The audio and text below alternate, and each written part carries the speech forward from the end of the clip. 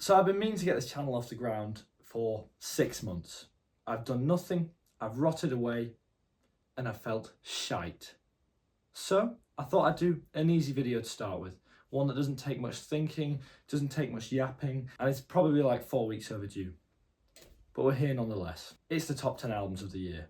Before we start, I'd like to give an honourable mention to 2 albums that didn't make the list. One of them is Radical Optimism, the latest album by pop superstar Dua Lipa. It's her 3rd album. It wasn't amazing, it was a bit of a letdown. However, the first 2 singles were really good, especially Houdini, phenomenal pop song. And it's kind of a very chill album, but with some great songs on it that are just, great to kind of kick back to. It's a very summery sound, but it's not anything insane. But it's just my opinion, okay?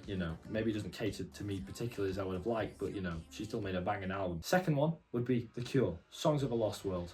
Now this, if I'm being honest, really should have made the list, but you'll see why it didn't because of number 10 in general in a bit. But great album, really good. 8 songs. I goddamn love a long song, and all of them have these weird ass 5-minute instrumental intros, which is even a bit, you think that he's not going to sing at some point, but most of them they're really good. There's a few misses, but from the singles to the really good deep cuts on the album, they're great. And my God, Robert Smith's voice sounds phenomenal, like no aging. So where the hell have they been for 16 years? I'm not even a Cure fan. This is the first Cure album I've ever listened to full way through, ever. If they've had this in their back pocket, or this kind of level of quality in their back pocket for 16 years, why the hell has it taken this long? Anyway, we are now going to get onto the top 10 albums of the year.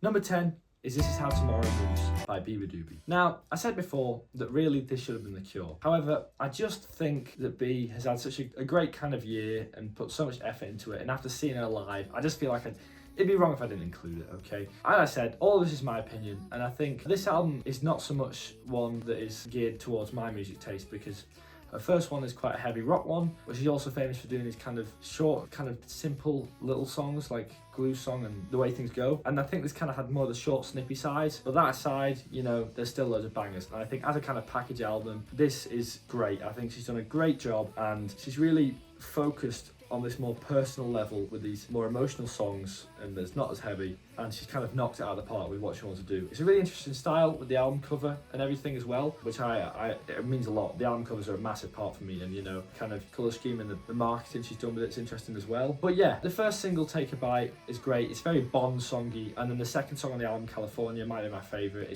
That's proper through and through rock doobie. So as I say, it's more short songs, but the ones that are like harder, they definitely hit harder. That's not to say that short ones are bad. I mean, this Coming Home is brilliant. There's some absolutely great ones, and captured her all around this album. Number 9. Bando Stone and the New World. Now this, I talk about the last one capturing kind of different genres and things that the artists like to do.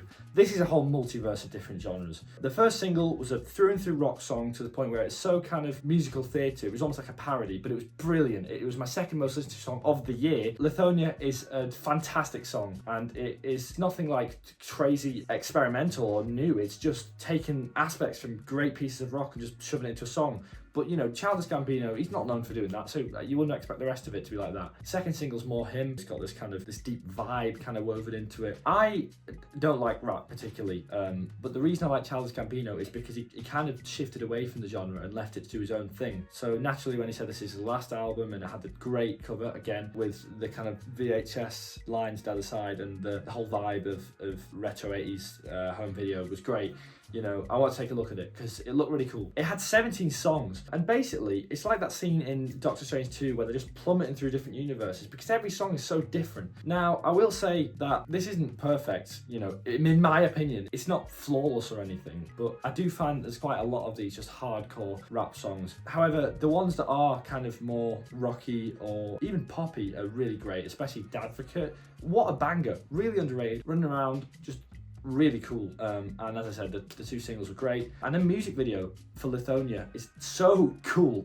Watch that now. As I said, I don't think it entirely caters to me because of some of the sides of it I don't like, but I feel like when you think of it as this multiverse album, it kind of works well because you have so many different things going on. You can appreciate all the different aspects of all the different songs, and for that reason I think it's great. And Donald Glover, please don't stop. Number 8, Fontaines DC, Romance. This had to be on the list. It's probably not as high as other people's lists, but I just think there's a lot of competition. This, through and through as a package, is brilliant. There's barely any misses, and basically my mum got really randomly into Fontaines DC, so I definitely put it on like at least 5 times until I started really getting into it. But it's another one where the singles shone. I'm not a big fan of In the Modern World, but I more mean like Here's a Thing and Starburst. Wow, god damn, the punch that they pack. And I actually can't even pick my favourite. You know, people ask me what my favourite is on this, and I really struggle, because sometimes I want to say Starburst is the best, but you know, I think something like Motorcycle Boy is underrated. The colours, the feel, the production, really great, so good. They also sound so tight live. Number 7, Big Ideas by Remy Wolf. I keep going on about singles. The singles off Remy Wolf's latest album, Big Ideas, probably the best all year. I'm not sure whether this ranking is of the best albums or my favourite. You know, they're kind of different things, but this is kind of a blend. You know, I definitely think I like this album more than some of the ones above it. I don't think it's as good maybe in terms of quality, but that's so harsh, because just because it's low doesn't mean it's bad, because the amount of quality stuff that's come out this year is crazy. And this is phenomenal. You know, the singles that came out like Cinderella and Toro and Alone in Miami, phenomenal. This woman's voice is incredible. How good it sounds is wild. The 80s inspo, you know, from a lot of the albums on this list are just brilliant. Me and my friend saw her live, and Remy Wolf live is absolutely wild. It's the most personal one-off show you'll ever see. I mean, she sung a song about Yorkshire and life is a highway from Cars. Bro, probably the best gig I saw all year, and I saw a decent few. But this album, I knew from the minute the songs were coming out, it was going to be on here. Though I do think the track listing's a bit weird, because you get all the singles first, so it feels like the album actually kicks off on like song 5. So I would rejig it a bit, but other than that, you know, this is quality. Number 6, Imaginal Disc by Magdalena Bay. This is on everyone's list, and it should be. Hands down, one of the greatest like full-flowing concept-ish albums ever. Just what my god, there are things to say about this. I think this is definitely better than some above. I just prefer them because I've enjoyed listening to them more. But in terms of actual quality, in terms of production, in terms of the writing, this has to be one of the best, if not the best, of the year. The album cover is stunning, and every time I play it to someone, whether it be my auntie or my stepdad or whatever, they all rave about specifically some of the synthesizers used on this and how good it is. I mean, there's a lot of songs, but every single one of them is great, and they all flow into each other so well. You just know from the second you put this on, it's quality. In fact, the first time I listened to it, I was like, what the hell? Her voice sounds strange, and I was like, this is kind of weird. When I got in the kind of the zone to listen to it more at home, because I was out in the car at the time, it hit like how it should have done the first time, and it was crazy. I actually remember in summer, it was just playing Fortnite and just sticking the entire thing on the background, and that's how I kind of got it in my head. Sometimes I don't even know the individual songs' names that well, because it's an album that you just kind of have to listen to as an album sometimes, just because you want it all, because it sounds just so great as an album. And that's not to say the singles won't stand out alone, but my god, as an album, I could listen to this over and over and over again, and I will. Number 5.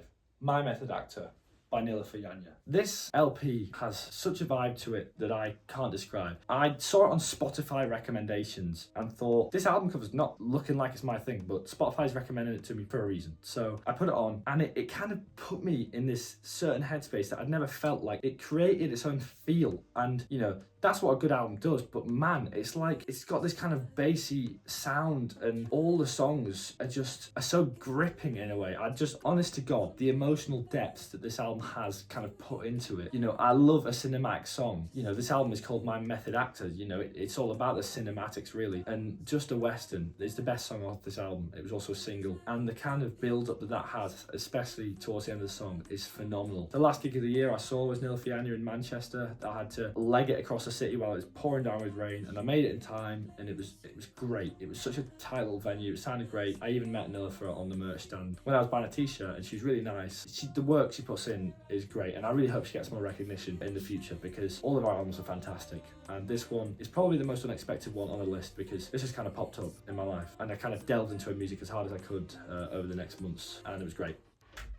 Number 4, it had to be on here. These top 4, hardest to rank on the list entirely. This is where it gets impossible. This had to be on here, not just because of the phenomenon that it caused, which I will do videos on down the line, but because the more times you listen to it, the better it gets. You know, on first listens I was thinking some of these are just little cheeky short bops, but then you listen again and again, and they're all great. They are all club classics. They're phenomenal. And the rollout of all the remixes and the bonus tracks, they're so good. They are so good. You know, I'm not a fan of every single one, but man, the way she changed up the songs and basically just recrafts them, stripped them down, and replaces the order of everything to make something new, it's crazy. It's so good. But then again, the original album, fantastic. Because the whole thing that I find so great about this album is this was Charlie not catering to the industry, not catering to her fans, just doing what she really wanted to do, to the point where they actually cheaped out on the album cover and made it like that to save money because she thought it wasn't going to work. And look what happened. On paper, the album cover's not great, but because of what he's done and how well it worked and how everyone was hating on it at first, I mean, my mum's office is basically a brat office. That may be a coincidence, but now it is a brat office just because of this. That would have never been mentioned before. Brat Summer is something, okay? It's something. And man, is that album worth the hype. Man, I'm just so afraid of tomorrows. Number 3. Afraid of Tomorrows by the Mysterines. Liverpool band the Mysterines don't have enough credit for what they do. I saw them support Arctic Monkeys, as many people did in 2023, and that's how I came to know them, sadly, because their music is so good that it deserves so much more recognition. They've made quite a name for themselves in this country on the rock scene, and basically, yeah, this had the best singles out of anything this year, and I think my favourite song of the entire year was Sink Your Teeth, which was the second single off this album, and it delivered. It took a few listens to get into it, but it 100% delivered. The interesting thing about the Mysterines is their first album was really heavy, way too heavy for something I'd normally like.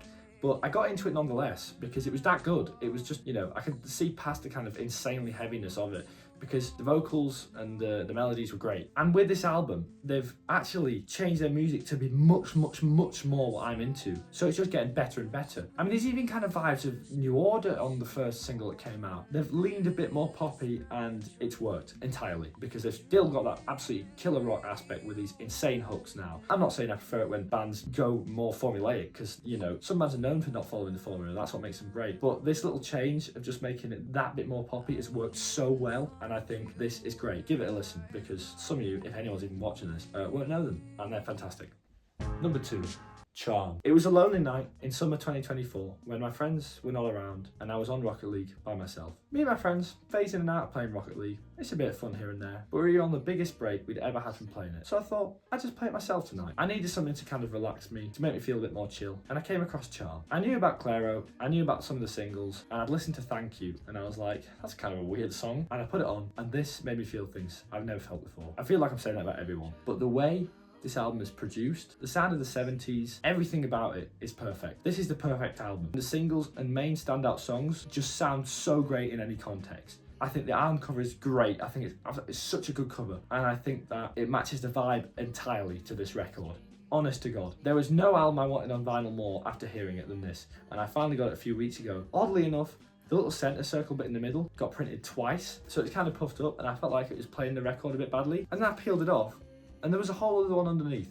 So weird trivia there. Some Charm records have 2 of these printed on, and you can just peel it off like pasta parcel.